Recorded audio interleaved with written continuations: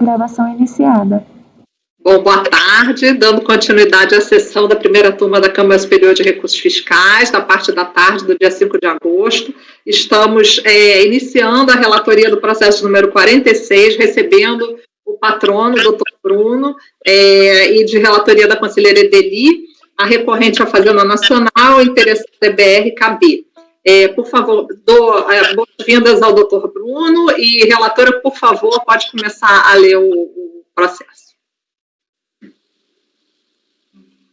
Recurso especial da Procuradoria contra o Acordo 11.02.00670, que deu provimento ao recurso voluntário.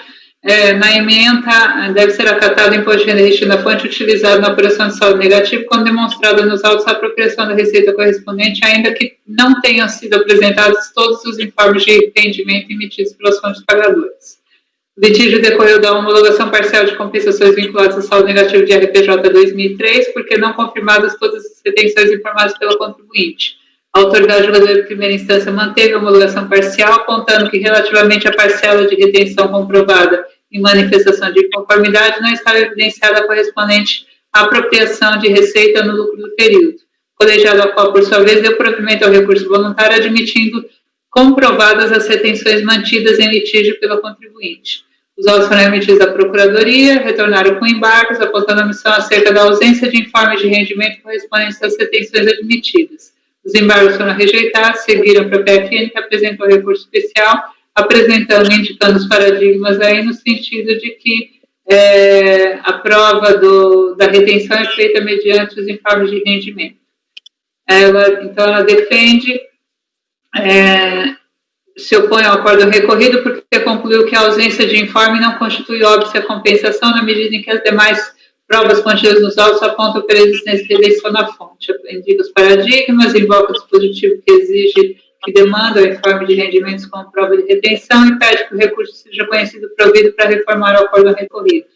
A contribuinte apresentou contra-razões, apontando em controvérsia a comprovação do oferecimento à tributação dos rendimentos de JCP e aplicações financeiras e de que parcela do crédito que, bem hora não modificada pela PFN, foi comprovada mediante a apresentação de informes. Na sequência, defende o não conhecimento do recurso porque o acordo recorrido não teria reconhecido fonte de 252.752 por ter catado documentos outros que não os informes, mas sim porque tal questão não poderia ser analisada pelo CARF na medida em que a DRJ Rio não questionou os documentos comprobatórios juntados pela recorrente. Em seu entendimento, o acordo recorrido não chegou a se manifestar sobre a força probatória dos documentos e nem mesmo após a posição dos embargos a questão foi debatida e assim conclui pela inexistência de pré-questionamento e de toda sorte no mérito defende que a prova pode ser feita por meios outros que não os informes. Afirma comprovadas retenções e pede que o recurso da Procuradoria não seja conhecido ou, se admitido, que seja julgado totalmente improcedente. É o relatório. Ok, doutor Bruno, vou marcar seu tempo aqui, tá? Tá zerado. Aí, por favor, o senhor fique à vontade. Obrigado. Muito boa tarde, senhora presidente, senhora relatora, demais conselheiras e conselheiros. Me desculpe pelo contratempo, mas eu serei muito breve em minha exposição, tendo em vista que a matéria em julgamento é objeto da súmula CARF número 143, que dispõe que a prova do IRF deduzido pelo beneficiário na apuração do imposto de renda devido não se faz exclusivamente por meio do comprovante de retenção emitido em seu nome pela fonte pagadora dos rendimentos. Então, portanto, tendo em vista que o acórdão recorrido, o entendimento do acórdão recorrido foi adotado pela súmula CARF número 143, não deve ser conhecido o recurso especial da PGFN, ainda que a referida súmula tenha sido aprovada posteriormente à data de sua interposição, nos termos do parágrafo 3º do artigo 67 do Regimento Interno do CARF. E na remota hipótese de o recurso vir a ser conhecido, deve ser julgado totalmente improcedente, também por aplicação da súmula CARF número 143. E nestes termos, agradeço a atenção e fico à disposição para qualquer eventual esclarecimento. Ok, vou pedir só para você deixar o microfone desligado para a relatora poder ler o voto, tá? Muito obrigada. Relatora, por favor, pode ler o voto. Tem razão a contribuinte quando argui a inexistência de pré-questionamento da matéria. Como se vê na transcrição abaixo, o voto condutor do acordo recorrido traz negativa expressa de apreciação da questão posta pela PFN. Aqui na parte destacada, questões como a ausência de informe de rendimentos para alguns dos valores pleiteados entre a DIRF e a DIPJ quanto ao fonte não serão objeto de análise. Então, vamos passar uma leitura rápida aqui. O PERDECOM foi formalizado em 2003, 270 mil, em primeira apreciação foi homologado em 17, a desistência parcial formalizada pela contribuinte envolveu tanto, permanece em lide 252 mil, correspondente ao fonte sobre JCP.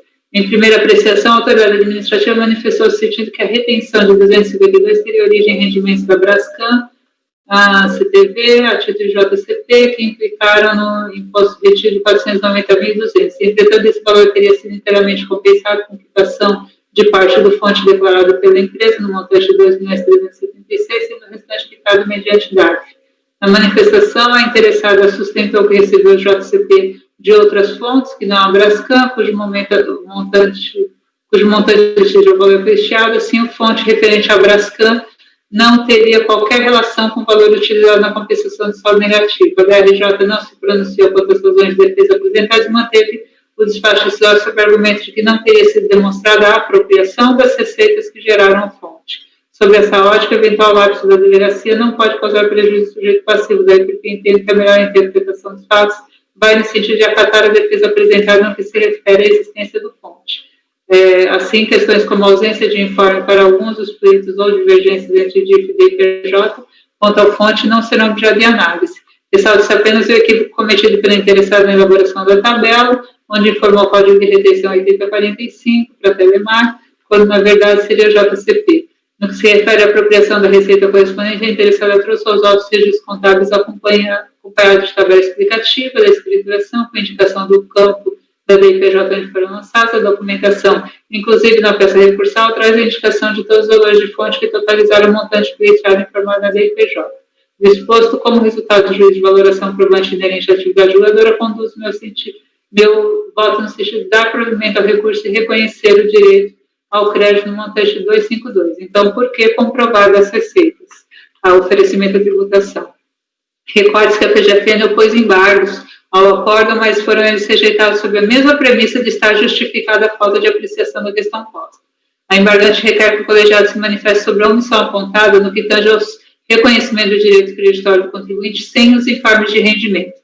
Entretanto, não vislumbro qualquer omissão a ser sanada, pois o voto condutor do acordo, conforme esse trecho acima do transcrito, fundamentou as razões pelas quais concluiu que a ausência de informe para alguns dos valores pleiteados não seriam objeto de análise e valorou outras provas contidas nos autos.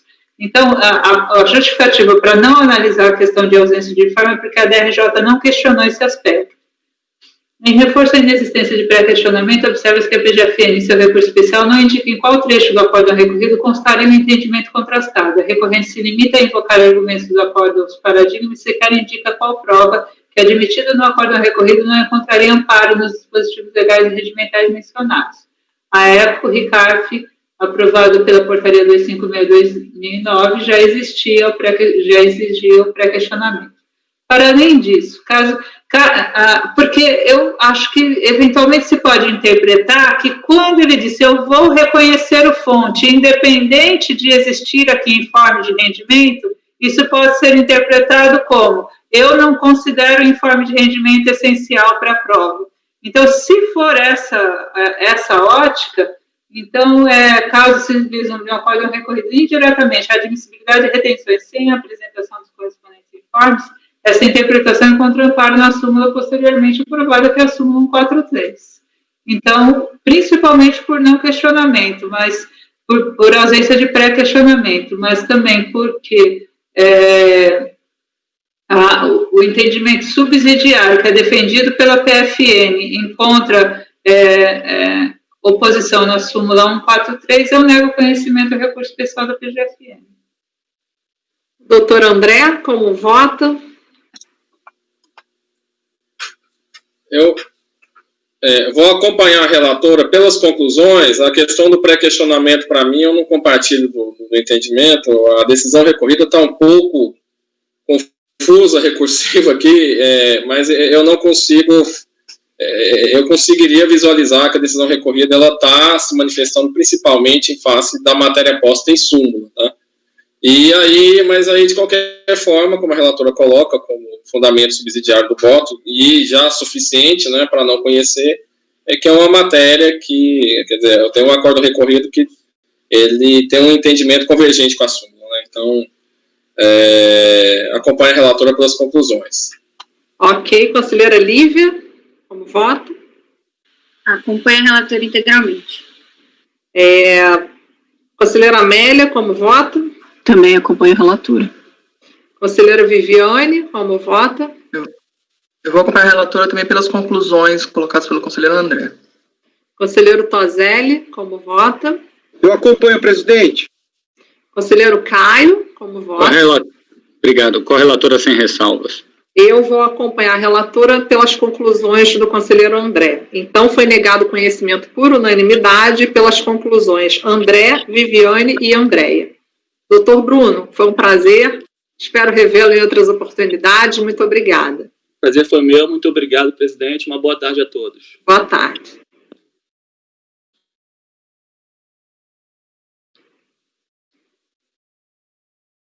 Bom, vamos continuar a nossa pauta, né? Número 43 é o meu. Bentonite. É recorrente à Fazenda Nacional. Já está na pasta.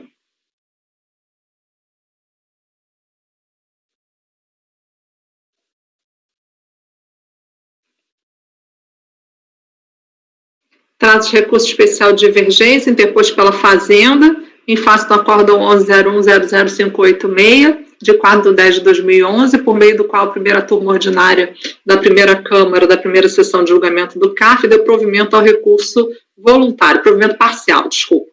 O processo trata da não homologação de compensação pleiteada pelo contribuinte Bentonite, União Nordeste.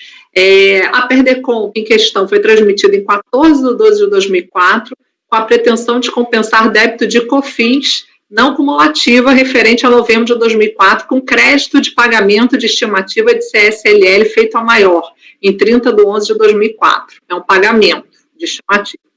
Por meio do despacho decisório de folha 8, a DRF em Campina Grande não homologou a declaração de compensação, né, a compensação, sob o argumento de que o crédito declarado já havia sido integralmente utilizado na quitação de outro débito. O contribuinte apresentou manifestação de inconformidade, argumentando que houve erro de preenchimento na sua DCTF e que o valor correto do débito de estimativa de CSLL, referente a outubro de 2004, seria aquele constante na sua DIPJ. Como o DARF recolhido teve o valor de R$ 99.703,56, valor a maior constante equivocadamente da DCTF, teria havido recolhimento a maior em R$ 10.273,97, suficiente para quitar o débito de COFINS de novembro de 2004.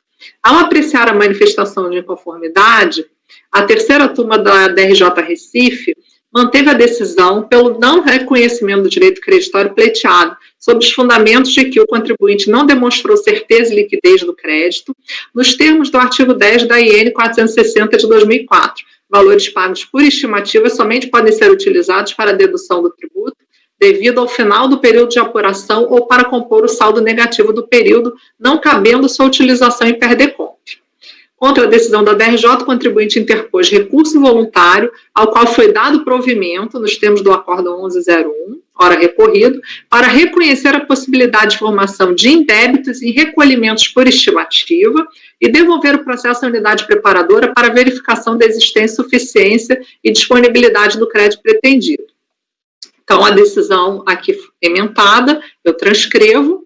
Cientificado da decisão, a Fazenda apresentou o recurso especial com o intuito de demonstrar a existência de divergência jurisprudencial entre o acórdão recorrido e os paradigmas 107, 08989 e 1102, 00291, a respeito da possibilidade de compensação de pagamentos feitos a título de estimativas.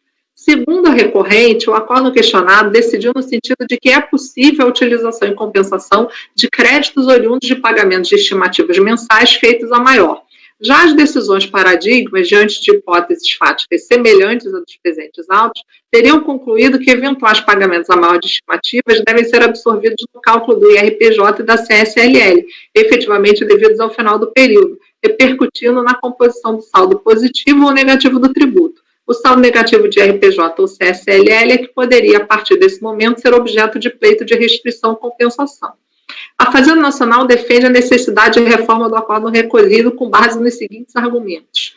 Aí fala do artigo 74 da 430, aprovado autorizado pelo artigo 170 do CTN, que estabelece somente podem ser utilizados os créditos que forem passíveis de restituição ou compensação. O pagamento a maior de estimativa não se enquadra nesse conceito, porque não se caracteriza de imediato como um tributo pago indevidamente.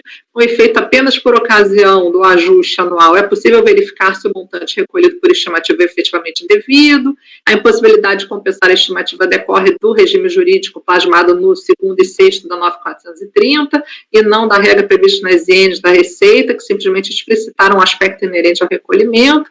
Na hipótese que o contribuinte verifica após o término do período básico que efetuou o pagamento de estimativa em montante superior ao devido e que essa diferença não refletiu a apuração definitiva, o procedimento a ser adotado é a retificação da apuração anual, para que o recolhimento à maior estimativa seja incorporado ao saldo de RPJ CSLL. O regime legal em análise não estabelece qualquer distinção entre a estimativa mensal devidamente recolhida e o pagamento à maior de estimativas. Em ambos os casos, trata-se de pagamentos de estimativas mensais, meras antecipações de tributo efetivamente devido em 31/12. Caberia ao interessado, portanto, indicar como crédito no PERDECOMP o saldo negativo de RPJ ou até mesmo eventual pagamento a maior de tributo operado em definitivo em balanço anual. Entretanto, nos moldes em que foi declarada, a compensação subverte por completa a sistemática de apuração do 2º e 6º do 9430. O acordo recorrido se equivoca ao concluir que a IN 900 tem eficácia retroativa. As disposições da IN não são aplicáveis ao caso em análise, tendo em vista que a sua entrada em vigor ocorreu muito após a data de transmissão da PERDECOMP, em consonância com a jurisprudência do STJ, confirmada em recurso repetitivo, e por isso a reprodução é obrigatória pelo CARF, a compensação deve ser apreciada com base na legislação vigente no momento do encontro de contas. No caso vertente, não se verifica qualquer das hipóteses elencadas no 106 do CTN para que a IN 900 pudesse ser aplicada a ato ou fato pretérito. Não havendo norma à época do encontro de contas, não havendo norma à época do encontro de contas autorizativa do procedimento adotado pelo contribuinte, não sendo a compensação tributária de direito subjetivo ou punível ao fisco, conclui-se que o acordo recorrido deve ser reformado. O recurso especial fazendário foi objeto do despacho de admissibilidade que lhe deu seguimento para apreciação da matéria, possibilidade de compensação de pagamentos feitos a títulos de estimativas, após comparar o acordo recorrido com 2 paradigmas indicados pela recorrente. Após ser intimado a respeito do acórdão 11.0100586, do recurso especial da Fazenda e do despacho, o contribuinte apresentou contra-razões pugnando pelo não conhecimento do apelo. Aí o contribuinte aduz o acordo recorrido, adota entendimento posteriormente positivado na súmula 84, pagamento indevido ao maior a título de estimativa caracteriza em débito na data do seu recolhimento, sendo passível de restituição ou compensação. Assim, o recurso especial da Fazenda Nacional não pode ser conhecido. O entendimento defendido pela recorrente já foi absolutamente superado pelo CARF, por não haver absolutamente prejuízo para o fisco, no mero fato de os contribuintes utilizarem o valor das estimativas indevidamente no PERDECOMP ou na composição do saldo negativo. A IN 900, que revogou a IN 600 e excluiu a vedação da compensação nos casos de recolhimento de estimativas indevido ao maior, é preceito de caráter interpretativo. No caso dos autos, o contribuinte recorrido apurou o valor de 89, 429,59, efetivamente devido a título de CSLL. No período de outubro de 2004, tendo efetuado por equívoco a declaração deste débito no valor de 99. Na DCTF, o recolhimento deste mesmo valor veio por meio do DARF. Assim, resta absolutamente demonstrada a existência do crédito no valor de 10.237,97. É o relatório. Aí, passando para o voto, eu vou para o conhecimento. Ele foi questionado, né, argumentou o recorrido que a resignação não pode ser conhecida, porque nos termos do parágrafo 3º do 67 não cabe recurso especial contra a decisão que tenha adotado entendimento de súmula de jurisprudência, ainda que tenha sido editado após a data de interposição do recurso. Aí trago 67, aí transcrevo, né, efetivamente parágrafo 3º transcrito estabelece que não cabe recurso especial para questionar julgado administrativo que tenha adotado entendimento de súmula do CARF. Além disso, o inciso 3º do 12, no mesmo dispositivo, veda a utilização de acordos paradigmas que na data do recurso contrariem súmula do pleno do CARF. Cabe-nos, nesse caso, nesse momento, averiguar se o descumprimento de alguns desses requisitos, de fato, impede o conhecimento do recurso fazendário. O acordo 1101-0058 era recorrido, deu provimento parcial ao recurso voluntário para declarar a possibilidade de utilização e compensação tributária mediante apresentação de decomp de valores pagos a título de estimativa mensal, com acréscimo da taxa Selic acumulados no mês subsequente. O julgamento do recurso voluntário se deu na sessão de 4/10 de 2011. Em 10/12 de 2012 foi aprovada a súmula CARF 84. O pagamento indevido a maior de estimativa caracteriza em débito na data do seu recolhimento, sendo passível de restituição ou compensação. A referida súmula foi revisada em 3 de setembro. É possível caracterização de indébito para fins de restituição ou compensação na data do recolhimento da estimativa. Por fim, a súmula tornou-se vinculante pela portaria ME 1 de 2019. Verifico que o acordo 1101 adota entendimento posteriormente exposto na súmula 84 em ambas as redações que teve. Assim, considero caber razão ao recorrido, no caso, o contribuinte, e entendo o não conhecimento do recurso da Fazenda Nacional, com fulcro no parágrafo 3º do 67. Então, nesse momento, eu entendi que não deveria ser conhecido o recurso da Fazenda. É o meu voto. Conselheiro André. Acompanho a relatora. Conselheira Lívia. Acompanho. Conselheira Edeli. Presidente, 10 anos depois de ter formulado o primeiro paradigma da súmula, 9 anos depois de ter proferido o recorrido, 8 anos depois de ter proposto a súmula, espero finalmente que o processo retorne para verificar se tem esse indébito, passados 16 anos do indébito. Com a relatora. Conselheira Amélia, como vota? Com a relatora. Conselheira Viviane, como vota? Acompanho a relatora. Conselheiro Toselli, como vota? Acompanho, presidente. Conselheiro Caio, como vota? Com a relatora, sem ressalva. Então, negado conhecimento por unanimidade. Vamos para o 44, que é meu também, limpar. Em frente. Já está na pasta.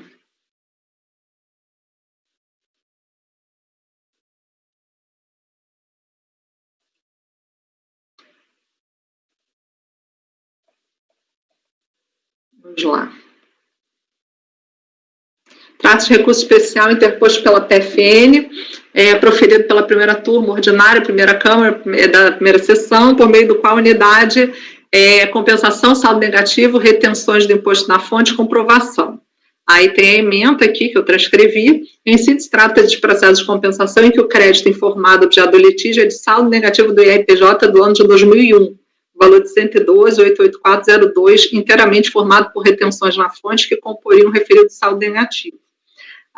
O acórdão recorrido afastou a fundamentação utilizada pela autoridade administrativa, bem como pela DRJ, de que somente os informes de rendimentos pelas fontes pagadoras seriam instrumentos hábeis para a comprovação da retenção sofrida, acolhendo a possibilidade do contribuinte comprovar o fonte por meio da apresentação dos registros contábeis do beneficiário, acompanhados de nota fiscal, fatura, da comprovação do valor líquido quitado pela fonte, consoante texto sintetizado na emenda.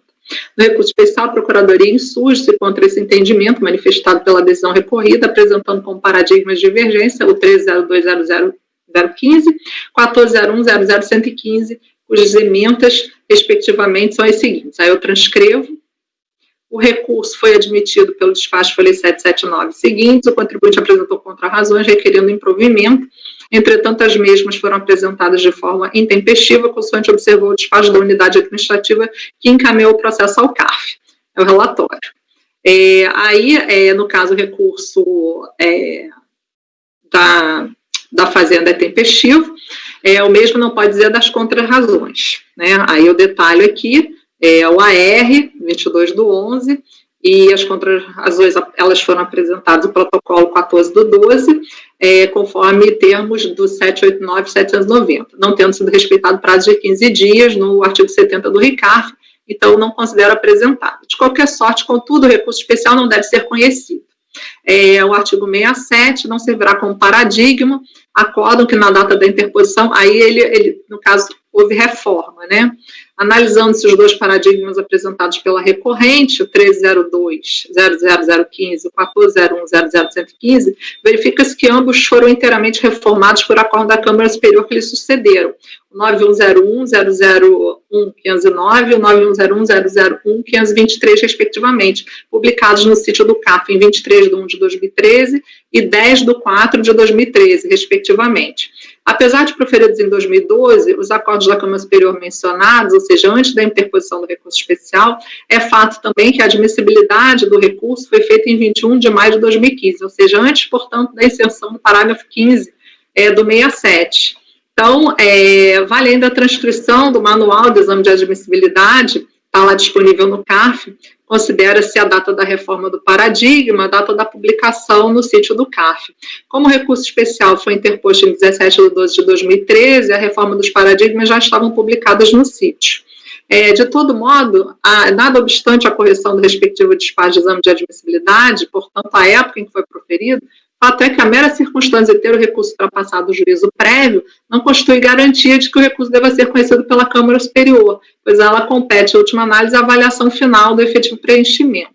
No outro giro, pode até mesmo não se mostrar aparente à primeira vista a reforma integral dos paradigmas acostados, uma vez que suas emendas abordam diversas outras matérias, tais como decadência, homologação tácita das compensações, compensação de 1/3 da COFINS efetivamente paga, etc. Ao passo que os dois acordos da Câmara Superior, que reformaram inteiramente os acordos paradigmáticos, fazem referência em suas emendas à convolução e declaração de compensação dos pedidos de compensação crédito de terceiros e homologação tácita dos pedidos de compensação anteriores à lei.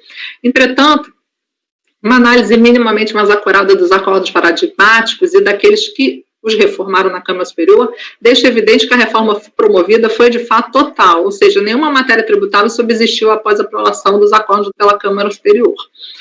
Os acordos paradigmáticos restaram, de fato, inteiramente reformados, nada obstante não haja nos acordos da Câmara Superior nenhuma menção quanto às formas de comprovação de retenção na fonte. Alguém poderia objetar que, nesse caso, não se poderia falar em reforma da matéria que aproveitaria o recorrente, como se o entendimento manifestado dos acordos paradigmáticos pudesse subsistir, nada obstante o efeito concreto de tal manifestação ser inteiramente nulo, posto que, afim ao cabo, conforme dito, nenhuma matéria tributável restou mantida.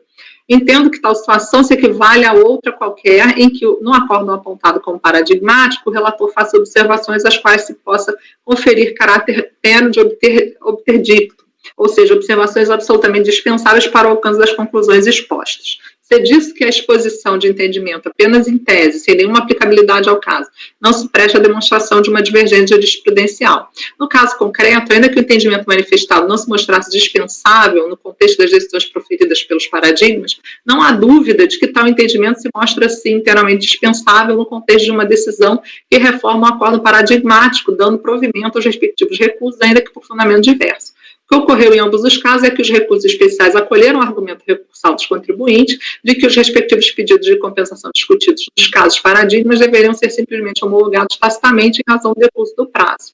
Então, aqui tem as emendas.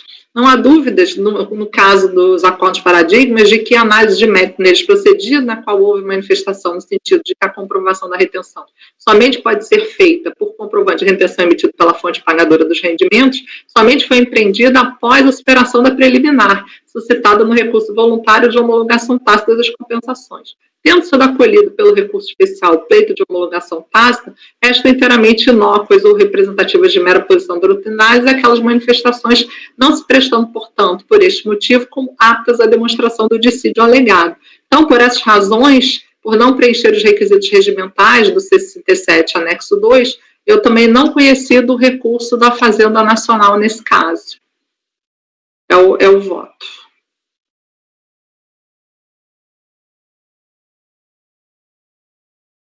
Pode falar, Edeli. Tá sem... Não estou te ouvindo. Eu queria sugerir o não conhecimento também pela súmula 143. Sim, eu estava lendo, eu estava vendo que estava faltando alguma coisa, porque é justamente o informe de rendimentos, né, aquela questão, a discussão da súmula. Perfeito, não tem nenhum problema de incluir, não.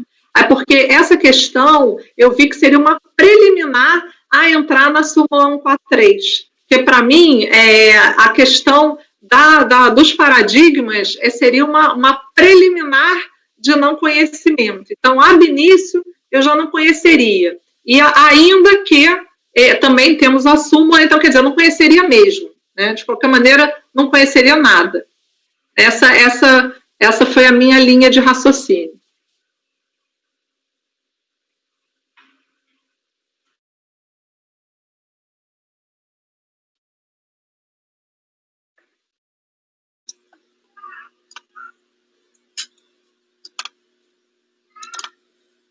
Pode falar, conselheiro.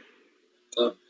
Não, assim, realmente, como a doutora Adeli registrou, parece que seria suficiente já a menção à súmula, né? O entendimento do recorrido ser convergente com a súmula. Então, assim, mas não vejo importante da análise e acompanho a relatora no conhecimento. Ok. Eu vou incluir, tá? A súmula 143, mas eu queria deixar claro que essa questão da reforma dos paradigmas também é importante trazer para o processo, tá? Mas eu incluo a súmula 143 também. Conselheira Lívia, como vota? Vai ter alguma alteração na ementa também? Ementa, eu nem cheguei a... Deixa eu olhar aqui. A ementa está falando só da reforma. Deixa eu ver.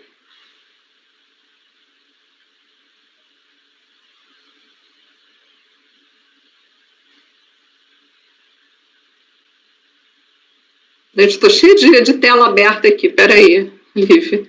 Não, a ementa está falando... Obviamente, a ementa não está falando da súmula. A minha pergunta era só assim. Vou incluir.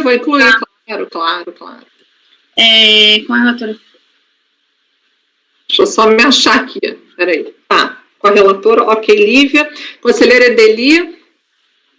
O pedido para acréscimo da súmula 43 é só a indignação com esse recurso especial, depois do trabalhão que eu tive para fazer o recorrido, e chegar à conclusão que não tinha saldo negativo para reconhecer para o contribuinte, e apesar disso, 10 anos depois, esse recurso especial pendente, e ele merece o não conhecimento pela súmula 143, só por isso. Tranquilo. Conselheira Amélia, como vota? Acompanho a relatora. Conselheira Viviane, como vota? Acompanho a relatora. Conselheiro Toselli, como vota? Com a relatora. Conselheiro Caio, como vota? Com a relatora. NCU, então, vamos avançar. 45, 40, a 47 foi retirado de pauta. 48, conselheira Adeli, recorrente Fazenda Nacional, Speed Comércio e Representação. Com a palavra.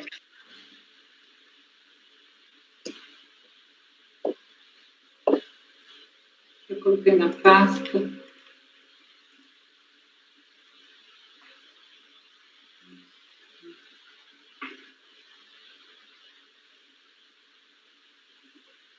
Recurso especial da Procuradoria, acórdão 1802-01055, que deu provimento ao recurso voluntário. Aqui, possibilidade de equiparação à consignação de receita conhecida, decorrente de venda de veículos usados, isso é o que está na ementa, mas em caso, está na ementa também, em caso não se observe a aplicação da equiparação à consignação pelo contribuinte, mas a revenda de veículos com o uso da alíquota de 8%, que pode ser utilizado no caso de a base das realizações ser o valor bruto da venda, a receita. Quer dizer, o julgamento conclui que o contribuinte fez o cálculo de 8% sobre o valor das vendas e não considerando a faculdade trazida pela Lei 9.716 de calcular como consignação. Então, mas a fiscalização aplicou coeficiente de 32% sobre a receita reconhecida pelo contribuinte para determinação do lucro presumido, de 2004 a 2006, e é por conta disso que surge o litígio, se decidir se é aplicável o coeficiente de 8 ou 32. A autoridade julgadora de primeira instância julgou procedente o colegiado, a qual, por sua vez, deu provimento ao recurso, vencidos os conselheiros aí indicados que votaram pela conversão do julgamento em diligência. A Procuradoria apresentou recurso apontando divergência em face de outro acórdão que afirmou aplicável o coeficiente de 32%. Ela argumenta que o artigo 5º da 9718 equiparou a revenda de veículos usados à consignação, reportando-se também a IN 15298, e vai desenvolver toda a argumentação jurídica no sentido de que, no caso, sobre essa receita equiparada à consignação, é aplicável o coeficiente de 32%. A contribuinte defende o entendimento do acórdão recorrido, que o paradigma não guarda pertinência com o caso dos autos, porque aqui seria a aplicação dos coeficientes sobre a receita bruta com a finalidade de cálculo duplo sujeito à tributação, após que o paradigma suscita a discussão que a receita bruta seria a diferença entre a alienação e o custo, e daí a aplicação de 32. Então, o presente caso seria regime diverso de tributação em relação ao paradigma. Diz que sua atividade é de simples compra e venda de veículos e não de consignação ou prestação de serviços. E invoca também manifestação do STJ no RESP 1-201-298. Posso ir ao voto? Tem razão a contribuinte quando aponta que haver semelhança entre o presente caso e o paradigma 1805.00003. O voto condutor do acórdão recorrido traz consignado que a Lei 9716 trouxe a possibilidade de equiparação das operações. Observa-se que a fiscalização na composição do auto de infração não demonstrou elementos que comprovassem que a receita bruta de venda de veículos usados da impugnante tinha como base a tributação pela diferença entre o seu valor de alienação e seu custo, utilizando somente os valores já declarados pela contribuinte, conforme se extrai das folhas tais. Atrás aí, procedeu sua análise, CNAE, veículos usados. Então, a fiscalização presume que, como a empresa opera com veículos usados, ela promove intermediação, então a receita que ela declarou deve ser a diferença, a diferença entre alienação e custo, e ela simplesmente muda o coeficiente de 8 para 32. É essa a autuação. E o colegiado ACO entendeu que a simples vinculação do CNAE à intermediação de negócio não tem o condão de enquadrar obrigatoriamente na 9716.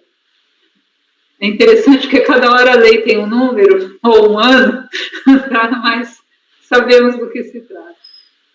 Servindo a hipótese dessa lei como opção, comando legal dirigido ao contribuinte, como melhor se dará a seguir. Observa-se que o contribuinte não fez essa declaração conforme se observa nas DIPJs, pelo contrário, demonstrou ter conhecimento da diferença das aplicações das alíquotas de 8, 16 e 32, esta última com relação a consignações. 9716 pode ser aplicada a critério do próprio contribuinte naquilo que melhor se aplicar adequar ao caso, ou, como no caso interno, aplicar a operação como venda e o coeficiente de 8%. Não restam dúvidas que a 9716 não criou uma nova sistemática que deve ser obrigatoriamente aplicada, mas uma opção adicional ao contribuinte, não sendo uma simples vinculação ao CRAI fiscal, motivo suficiente para enquadrar as operações de comércio de veículos às operações de consignação. Então, é esse o contexto do caso. Nesses termos, sob a premissa de que a autoridade fiscal não demonstrou que a contribuinte optou por reconhecer suas receitas segundo a faculdade conferida pelo artigo 5º da 9716, o colegiado ACO cancelou a exigência porque a compreendeu fundamentada na presunção de que a atividade de intermediação determinaria a aplicação do coeficiente 32 sobre receitas de vendas informadas pelo contribuinte. Nesse contexto, possivelmente os votos vencidos no referido julgamento, favoráveis à conversão de julgamento em diligência, pretendia alcançar a forma de determinação das receitas declaradas pela contribuinte. Ou seja, a fiscalização não questionou, mas o colegiado cogitou que, se comprovado que o lançamento poderia ser mantido, caso provado posteriormente que aquele valor seria de intermediação. Já o paradigma 1805.0003 expressa que toda controvérsia está em torno do coeficiente de 8 ou 32. Então, ele traz aqui a abordagem da legislação, o que se debate, e aí a discussão vai ser se é possível a equiparação dessa receita de intermediação à prestação de serviços, e vai defender que a receita bruta é a diferença e, por consequência, só a prestação de serviço, e afirma válida a aplicação do coeficiente. O paradigma, portanto, decide qual o coeficiente de determinação do presumido aplicável na hipótese do sujeito passivo reconhecer como receita da atividade apenas a diferença entre o valor da venda e o custo de aquisição do bem. O acordo é recorrido, porém, não adentra essa discussão, já que não veio aos autos a formação da receita declarada. Assim, o colegiado APO se limita a definir qual o coeficiente aplicável na hipótese de atividade econômica do sujeito passivo ser intermediação de negócio. De fato, inexistindo discussão acerca da adoção da sistemática do artigo 5º da 9716 para a determinação da receita da atividade, o paradigma enfrenta o debate contra a equiparação da compra e venda da consignação, enfrenta o debate contra a equiparação, está sujeito a um coeficiente maior. Esse ponto é errado. Pois eu ajusto o texto. Está sujeita a um coeficiente maior para a presunção do lucro. Já nesses autos, na medida em que a autoridade lançadora não informou como for apurada a receita pela contribuinte, sua defesa foi centrada desde a impugnação em objeções à aplicação do coeficiente 32 para a presunção de lucro apenas em razão da classificação de sua atividade como intermediação de negócio, do que decorre o debate ausente do paradigma acerca da obrigatoriedade ou não de determinação da receita na forma do artigo 5º da 9716. Então, enquanto o paradigma resolve a questão se intermediação de negócios é prestação de serviço, o recorrido decide a questão se a pessoa que opera com veículos usados está obrigado a seguir o regime da 9716 e declarar só a receita de intermediação. É isso que ele decide indiretamente, porque a fiscalização não fez essa distinção, partiu da presunção de que quem tem essa atividade deve sempre declarar a receita pelo diferencial. A Procuradoria procura deslocar o sigilo judicial para enfrentamento acerca da obrigatoriedade ou não de equiparação de revenda de veículos usados à consignação, todavia, nem mesmo sob esta ótica de divergência resta caracterizada, pois, como demonstrado, esse debate não está presente no paradigma. Referida decisão analisa a legislação aplicável a partir do fato incontroverso de que a contribuinte apurou receita tributável deduzindo o custo de aquisição do bem do valor da venda. Em momento algum, o paradigma afirma a adoção obrigatória pelas pessoas jurídicas que exercem a atividade de revenda de veículos usados dessa forma de apuração, e mesmo nas afirmações extraídas de seu voto condutor pela PGFN, somente está dito que a lei promoveu a equiparação à operação de consignação, sem qualquer expressão no sentido de que assim se daria, independentemente da forma como os sujeitos passivos escriturassem seus resultados. Evidencia-se, portanto, a impropriedade da demonstração analítica da divergência erigida pela PGFN, com a desconsideração de circunstâncias fáticas que, embora relevantes para a decisão do paradigma, não estão presentes no acórdão recorrido, e a defesa é em favor da similitude fática para conhecimento do recurso especial, e por isso nega o conhecimento ao recurso da PGFN. Ok, conselheiro André.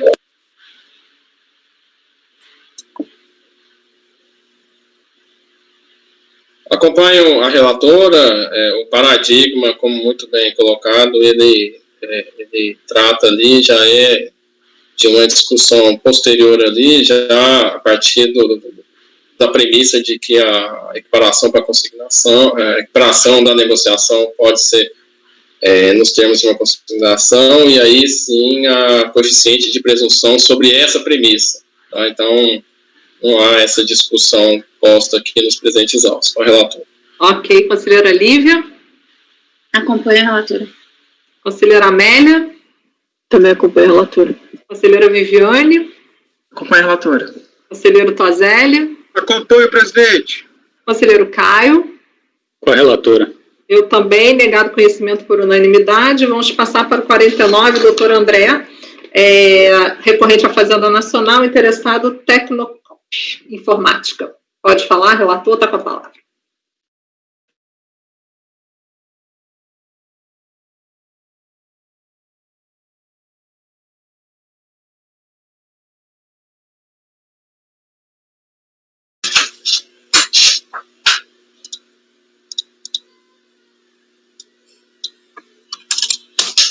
Perdão.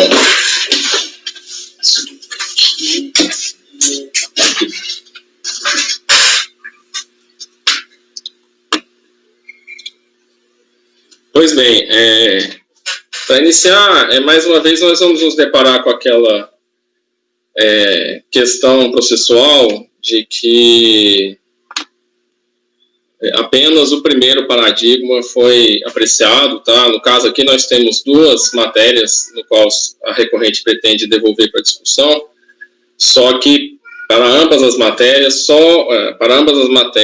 foram apresentados dois paradigmas, tá? E no despacho de exame de admissibilidade, para ambas as matérias só foi apreciado o primeiro paradigma, tá? E aí, como o despacho deu seguimento, apreciando apenas o primeiro paradigma, o segundo paradigma de ambas as matérias, ele não foi apreciado, tá? Aqui vai se discutir duas questões. Primeiro, a matéria que se pretende devolver seria atos cooperativos para fins de incidência de RPJ, e aí depois a incidência da CSLL, tá? Então, são duas matérias, a princípio, independentes, mas a segunda matéria, ela depende de como a primeira matéria vai classificar os atos, entendeu? Como ela vai classificar até se são cooperativos ou não, aí, a depender da decisão da primeira matéria, a segunda matéria seria até objeto de das súmulas, tá? Mas a gente vai deixar mais clara a questão aqui. Então, é um recurso especial interposto pela Procuradoria, tá? A decisão recorrida é essa aqui, tá? Sociedade cooperativa, atos cooperativos, incidência do IRPJ da CSLL. Então, nos presentes autos constam lançamentos de ofício de IRPJ e CSLL, tá? Anos calendário de 98 a 2002, e aí é uma situação até mais, tem uma particularidade fática, tá? Então, o que a autoridade fiscal entendeu? E repasses de rendimentos recebidos pela contribuinte, aí eu estou denominando a contribuinte de Tecnocop Serviços, que foram efetuados por sua associada, a Tecnocop Informática, seriam decorrentes de serviços prestados a não associados e, por consequência, seriam atos não cooperativos sujeitos à tributação. Então, aí eu tenho essa situação de a própria autuação fiscal vai falar que foi criada uma empresa para intermediar o negócio, até discute a prescindibilidade dessa empresa, discute a sua existência, tá? Mas então é isso. Aí a impugnação foi apresentada, lançamentos foram julgados procedentes, tá? Recurso voluntário, o provimento aí foi dado, tá? E aí no recurso especial interposto pela Procuradoria, foram devolvidas, a pretensão foi de se devolver duas matérias. Então, o IRPJ, tá? Para se dizer se, no caso aqui, os atos são cooperativos ou não, com base nos dois paradigmas aqui apresentados, e CSLL, segunda matéria, incidência em atos cooperados, com base nesses outros dois paradigmas. Então, na primeira matéria, a PGFN ela remete ali à Lei 5764 para poder concluir ali que as operações, no caso concreto, teriam sido realizadas com não associados, tá? Então seriam atos não cooperados, tá? E aí, na medida que não seriam atos não cooperados, seriam tributáveis, e em relação à segunda matéria, então, que se os atos não se enquadrariam no conceito de atos cooperados, então deveria ser mantido o lançamento da CSLL. E aí ela ainda complementa que, ainda que se considerasse o entendimento da decisão recorrida de que seriam atos cooperativos, caberia a incidência da CSLL, fez que a isenção da Lei 5764 seriam aplicáveis só para IRPJ, tá? Então requer pelo conhecimento e provimento. Aí, como eu disse, o despacho de exame de admissibilidade aprecia as duas matérias, mas só se manifestando para cada uma delas a respeito do primeiro paradigma, tá? Ela não se manifesta a respeito do segundo paradigma para cada uma dessas matérias. Não há notícia de contrarrazões da contribuinte nos autos ao relatório, senhor presidente. Posso passar o voto? Pode passar, conselheiro. Tá. Aqui, senhores, eu vou, uma breve introdução aqui ao voto, aos senhores, aqui, eu vou fazer um exame de admissibilidade, mas é só inicialmente da primeira matéria, tá? E do primeiro paradigma.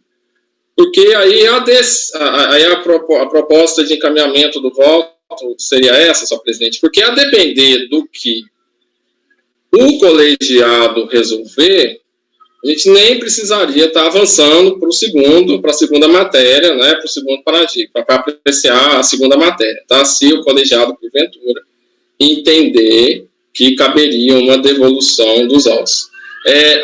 Parece que a conselheira Lívia... Deixa eu passar a palavra para a conselheira Lívia, doutora André. Então, conselheira, por favor, pode falar. Na verdade, é questão de ordem só. Na sessão passada, a gente não tinha combinado que isso seria objeto de despacho?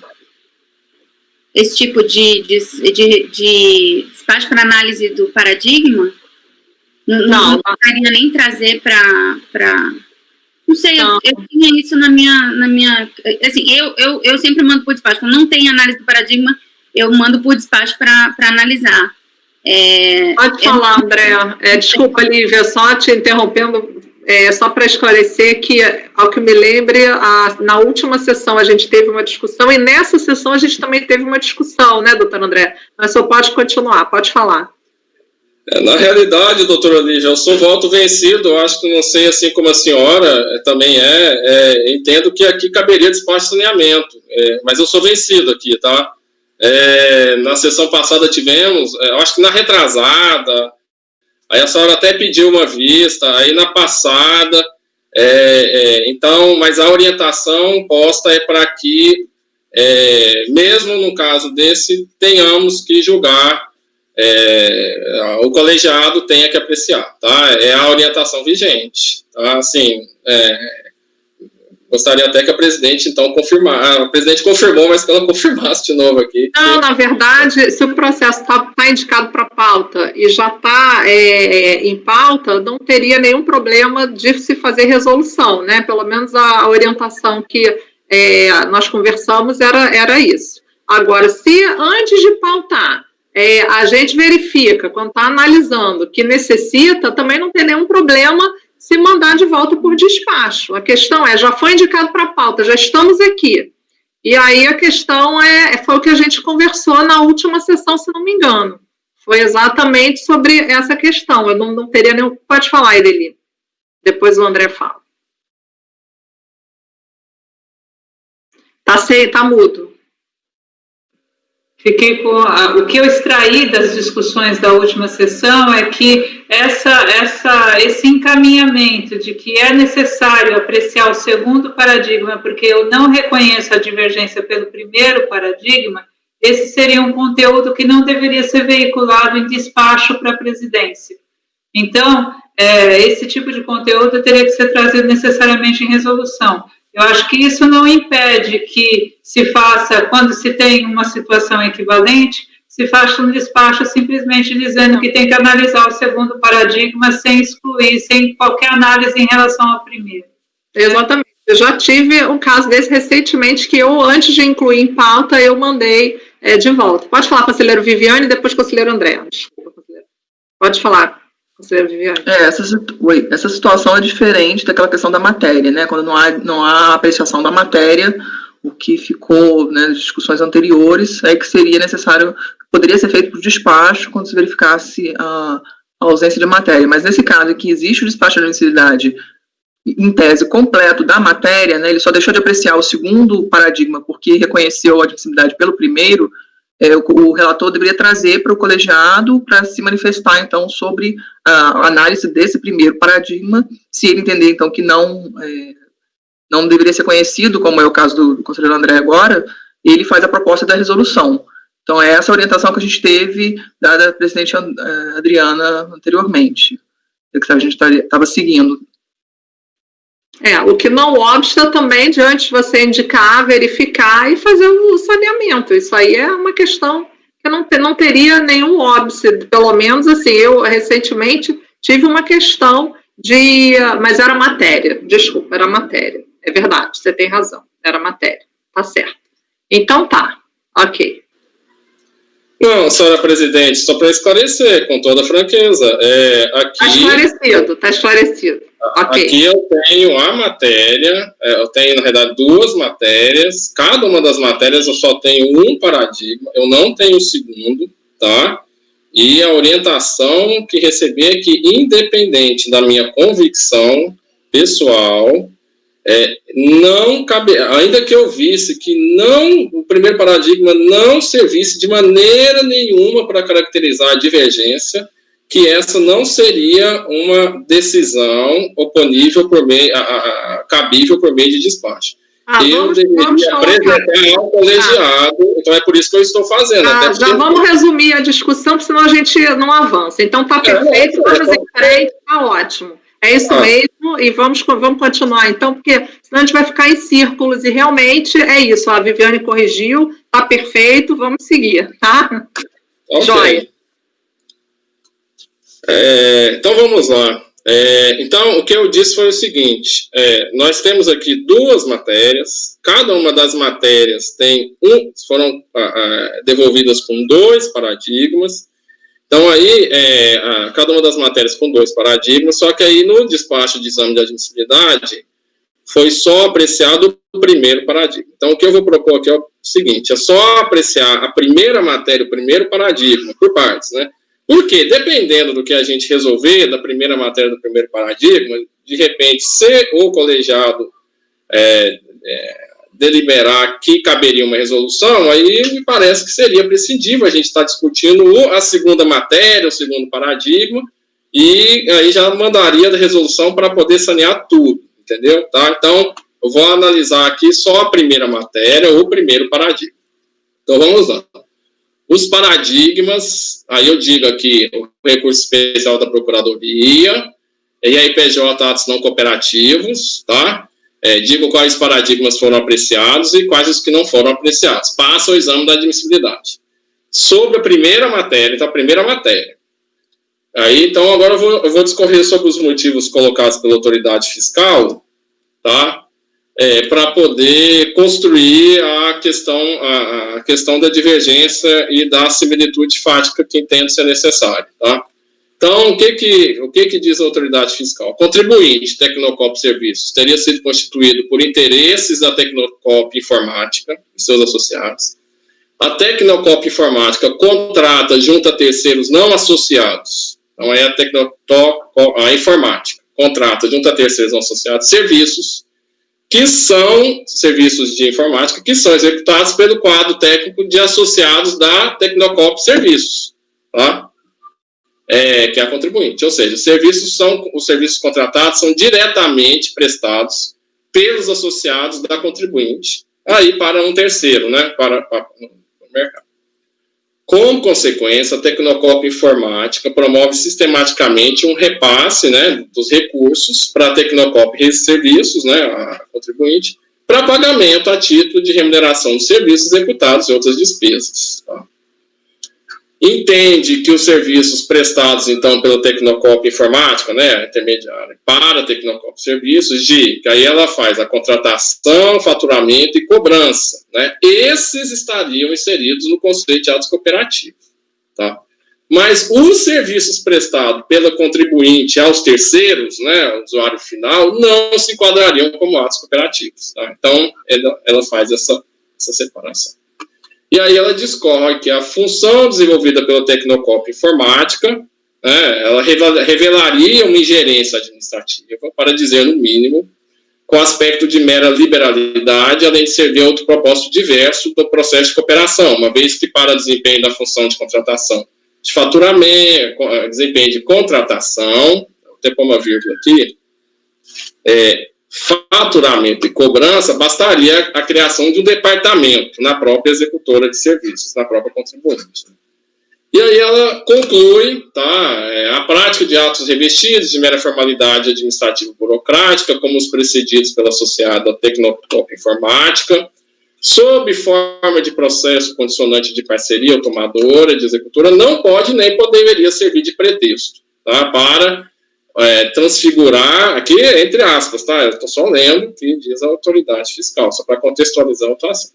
Para transfigurar a obviedade e negável condição de terem sido serviços prestados ao usuário final não associado. Tá? Então, é isso. Então, em cumprimento aos contratos firmados pela sociedade, a informática, que trabalha, né, na intermediação, faz contratação, faturamento, cobrança, e por essa faturados os serviços, a contribuinte, que aí é a que presta, né, o serviço, os associados dela, a cooperativa, os associados da cooperativa que executam a atividade finalística, então ele seria um ato categorizado como não cooperativo, tá? E aí, então, ela resgata essa rúbrica, né, onde tem um repasse da Tecnocop informática para a contribuinte, ela resgata o valor da rúbrica contábil e classifica esses valores ali em sendo classificados, sendo considerados como atos não cooperativos, ele submete esses valores à tributação. Então, aí eu digo, tá? Cabe registro sobre a particularidade dos fatos tratados, de que se trata de uma cooperativa de prestadora de serviços de informática, é a contribuinte Tecnocop Serviços, cujos associados, né, dessa cooperativa prestam serviços a terceiros, né, prestam serviço no mercado, né, não associados, só que essa captação ela é realizada por uma outra cooperativa, né, a Tecnocop Informática, tá? Que é também responsável pelo faturamento e cobrança dos serviços. E aí, o que a fiscalização ela acontece na materialidade da própria Tecnocop Informática e para dizer que aí esses repasses da Tecnocop Informática, né, que é a que faz o faturamento, a cobrança para a contribuinte, eles seriam decorrentes de atos não cooperativos, tá? E, então, por isso, sujeitos à tributação. Por sua vez, aí deixa eu resgatar aqui a adesão recorrida, ela entendeu que os artigos, aí a adesão recorrida, aí se manifestando sobre a Lei 5764, ela fala, olha, os artigos 86 e 87 predicam que todos os serviços prestados pelos associados, sejam a outros associados ou a não associados, seriam classificados como atos cooperativos. E que essa exceção seria aplicável só quando a cooperativa, para a consecução do seu objeto social, ela necessitasse recorrer à ajuda complemento de pessoas, né, não cooperadas, né? Aí sim que esses rendimentos deveriam ser contabilizados e separados e submetidos à tributação. É o que fala aqui a decisão recorrida, tá? Então ela emprega uma outra interpretação aos atos não cooperativos, tá? Da 86, 87 e da 5764. Então vamos lá, agora vamos aqui. Aí, o paradigma 202.15.678, a questão recai sobre aí, então aí vamos ao paradigma agora. O paradigma, ele recai, aí entendo que aqui ela recai sobre uma cooperativa de serviços médicos, tá?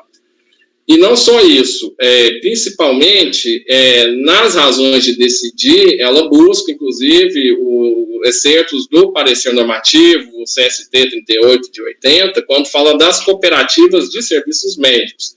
Ela até transcreve esse parecer, você tem tópicos específicos do serviço de cooperativa de serviços médicos, e entendo que o paradigma ele se vale dessa particularidade aqui, dessa situação específica, para poder construir a sua decisão. Tá?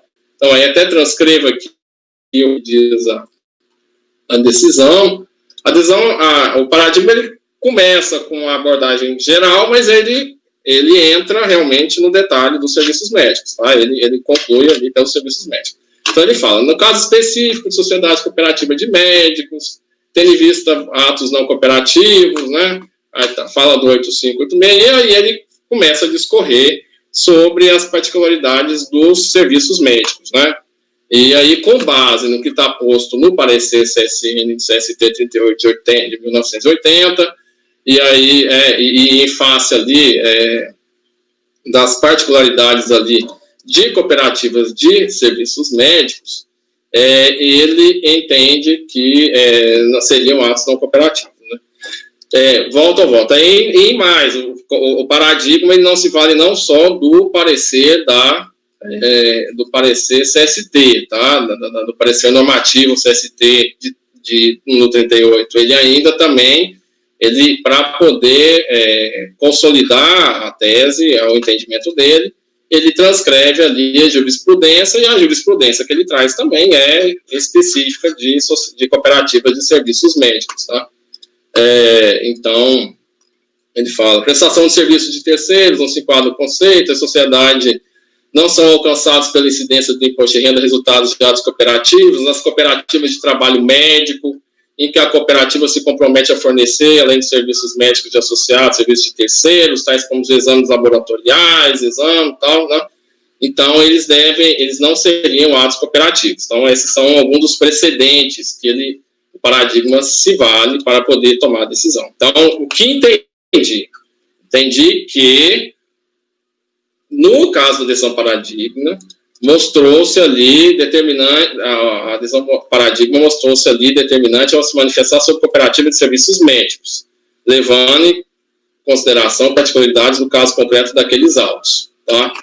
E ainda tem algumas particularidades do caso concreto aqui, do caso dos presentes autos, tá? Então, assim, entendo não haver uma comunicação fática jurídica suficiente e não consigo visualizar num teste de aderência, como o colegiado do paradigma, ele poderia se manifestar em face dos presentes autos aqui, tá? Então, por isso que entendo que esse paradigma aqui não se prestaria a devolver, a demonstrar a divergência. Então, em face dessa primeira constatação, aí o que eu digo? Que a PGF ainda apresentou outro paradigma, que é o 105, que não foi apreciado, né, como eu disse, né? Então ela não aprecia esse segundo paradigma. E também não aprecia um segundo paradigma da segunda matéria, da CSLL, né, e não aprecia. Então, como a proposta do voto é uma resolução para voltar já para apreciar o segundo paradigma da primeira matéria, a minha proposta já é logo, então, determinar também que se aprecie o segundo paradigma da segunda matéria. A gente não precisa estar discutindo, né? Até porque a discussão, se o colegiado me acompanhar aqui, ela vai ser... ela não vai ser definitiva, né? Por quê? Porque esse processo necessariamente vai voltar para esse colegiado proferir uma decisão definitiva, né? Então, assim, só, presidente, a minha proposta aqui, então, primeiro, tendo em vista que o primeiro paradigma da primeira matéria não seja passível de demonstrar a divergência, então,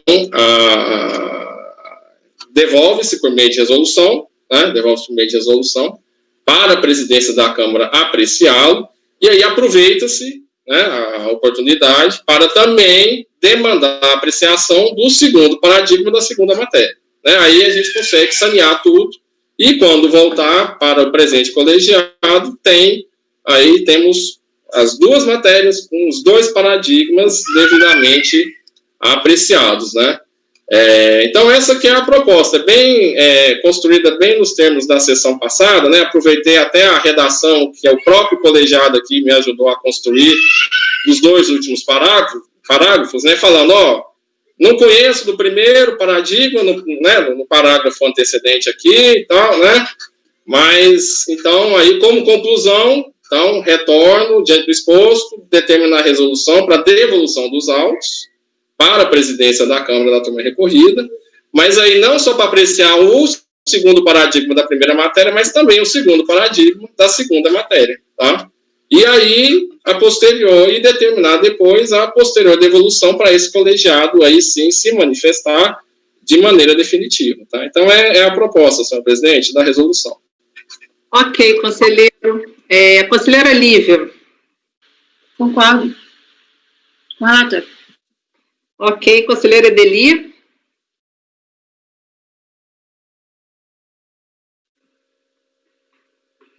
Presidente, eu acho que eu conheço pelo paradigma que foi analisado, então eu vou divergir da necessidade nesse primeiro ponto. Eu não teria como me manifestar em relação ao subsidiário, mas talvez não haja necessidade. Vamos ver a votação. Ok. Conselheira Amélia. Com o relator. Conselheira Viviane. Vou acompanhar o relator, né, não conhecendo esse primeiro paradigma aqui, estou achando que está bem, faz uma análise bem específica, né, da questão das cooperativas, no caso médico. Então acompanhe pela diligência, né, resolução. Ok, conselheiro Toselli, como vota? Considerando que vai devolver tudo, inclusive o colegiado depois pode até analisar de novo esse primeiro, eu não vejo nenhum prejuízo, acompanho o relator. Ok, conselheiro Caio. Com o relator pela proposta. Conselheira Edeli, pode falar. Eu acho que o mais adequado é acompanhar pelas conclusões, porque para analisar os segundos paradigmas das duas, apesar do meu entendimento não ser contrário à admissibilidade pelo primeiro paradigma, tá? Por conta dessa indeterminação em relação à segunda, eu vou acompanhar pelas conclusões. Perfeito. Eu também acompanho o relator. Então, foi por unanimidade de votos convertido o julgamento em resolução para a presidência da Câmara. Ok? Vamos continuar no item 50, doutora Amélia, conselheira Amélia. Eu vou dar um intervalo. Doutor Caio, vou dar um intervalo. Tá, pode falar, Edeli. Quer falar? Só esclarecendo a proclamação do resultado. Sim. Unanimidade convertendo... Edeli pelas conclusões. O que era a presidência? Você falou algo sobre presidência? Não, para voltar para fazer a análise da paradigma, presidência da Câmara. Eu esqueci de falar Edeli pelas conclusões. Ok, obrigada. Ótimo. Agora, eu quero continuar para o item 50. Eu vi que alguém quer intervalo. Podemos ir para o item 50? Vamos? Então vamos. Doutora Amélia, vamos lá. Eu acho que é bem tranquilo a aplicação da palavra. Vamos em frente. Então, é um recurso especial da Fazenda contra o acordo julgado pela segunda turma ordinária da terceira Câmara, em que o recurso não foi conhecido, recurso de ofício não foi conhecido por não atingir o limite de alçada. Então, a PGFN inconformada alegou divergência com relação ao entendimento do acordo de que não conheceu desse recurso, tendo em vista que o crédito exonerado não atinge o valor de alçada. Despacho de admissibilidade, ele deu seguimento, né? O contribuinte foi intimado por edital, contribuintes responsáveis solidários não apresentaram contrarrazões a um recurso especial da PGFN. Então, ele tratou aqui de um auto de infração de imposto de renda, com multa gravada. Foram incluídos no polo passivo responsáveis solidários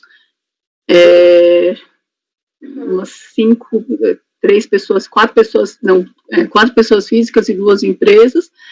A DRJ, ela acolheu a preliminar de legitimidade, excluiu do polo passivo que o senhor Renato e as empresas, e as 2 empresas. Rejeitou as preliminares de inconstitucionalidade, nulidade e julgou procedente o lançamento contra o contribuinte e os responsáveis Carlos, Marco Antônio e José. E aí, diante da exclusão do polo passivo dos 3 responsáveis solidários, houve a interposição do recurso de ofício. E aí, o acordo recorrido, por sua vez, deixou de conhecê-lo diante do limite de alçada. Então, aqui, o recurso especial da PGFN baseia-se na possibilidade de conhecimento do recurso, já que o valor exonerado excedeu o limite de alçada vigente à época do julgamento de primeira instância, que era de 500 mil. Mas aí, aqui eu trago, então, a súmula CARF 103, de que se aplicou o limite de alçada vigente na data da sua apreciação em segunda instância. E o acordo recorrido foi exatamente nessa linha. Então, eu, com base no artigo 67, parágrafo 3º, eu não estou conhecendo do recurso. É o voto. Conselheiro André. Acompanha a relatora. Ok, conselheira Lívia. Acompanho. Conselheira Edeli. Com a relatora. Conselheira Viviane. Relatora. Conselheiro Toselli. Acompanho. Conselheiro Caio. Acompanho e parabenizo a relatora pela objetividade. Eu também, negado conhecimento por unanimidade. Então, agora vamos fazer um intervalo de 10 minutos. Por favor, Tainá, pode parar a gravação.